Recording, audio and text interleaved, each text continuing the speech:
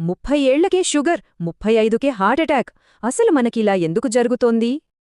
అసలు సమస్య మన జాతకం బాగోలేక కాదు, అది మన రోజువారీ అలవాట్లలోనే ఉంది.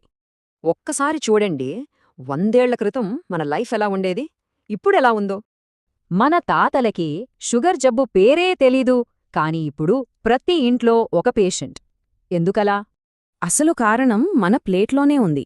మనం రోజూ తినే ఈ ఫుడ్స్ లోపల ఇన్ఫ్లమేషన్ క్రియేట్ చేస్తున్నాయి.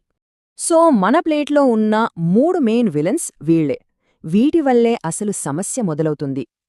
ప్రతిరోజూ మన బాడీలో ఇదే జరుగుతుంది. ఇన్సులిన్ స్పైక్, ఫ్యాట్ స్టోరేజ్, అలా డయాబెటీస్కి దారితీస్తుంది. ఇది కేవలం బరువు పెరగడం మాత్రమే కాదు, మన అవయవాలన్నీ నెమ్మదిలా డ్యామేజ్ అవుతున్నాయి. నిజమే కదా, కేవలం నాలుక రుచి కోసం ఆరోగ్యాన్నే పణంగా పెడుతున్నాం. చాలామంది అనుకుంటారు, ఆరోగ్యంగా తినాలంటే చాలా ఖర్చవుతుందని. నిజమా అది? నిజానికే జంక్ ఫుడ్, హాస్పిటల్ బిల్లులే ఖరీదైనవి, ఆరోగ్యకరమైన మన తిండి కాదు. మన ప్రాధాన్యతలు పూర్తిగా మారిపోయాయి. వాటిని సరిచేసుకోవాల్సిన టైం వచ్చింది. సరే, మరి ఏం మానేయాలి? ఈ లిస్ట్ చూడండి, వీటిని వెంటనే ఆపేయాలి. మరి ఏం తినాలి? ఏవో కాస్ట్లీ ఫుడ్స్ కాదు, మన చుట్టూ దొరికేవే.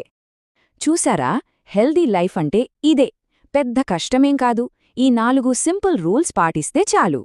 హాస్పిటల్ బెడ్ మీద పడ్డాక అయ్యో అప్పుడే మంచి ఫుడ్ తినుంటే బాగుండేది అని బాధపడొద్దు.